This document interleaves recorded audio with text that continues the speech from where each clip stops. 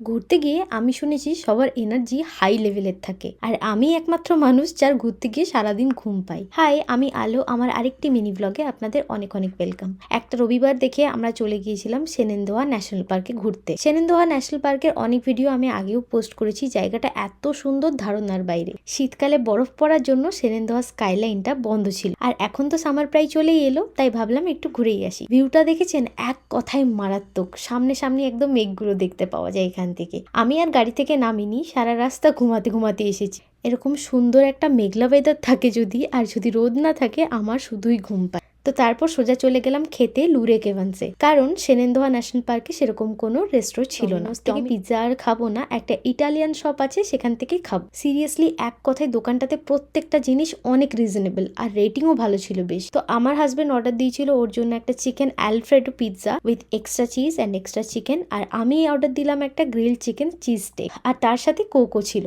ব্যাস, খাবার চলে এলো আমাদের। আর এই পিৎজাটা না আমাদের মাত্র $10 নিয়েছিল, আর চিকেনের কোয়ান্টিটি তো ভালো ছিলই, খেতেও সেরা সেরা ছিল। আর আমার চিকেন স্টেক স্যান্ডউইচটাও খুব সুন্দর খেতে ছিল, আর তার সাথে একটা ইয়েলো লেজও দিয়েছিল। তো এই তো ছিল আজকে shorts. Follow for more, by.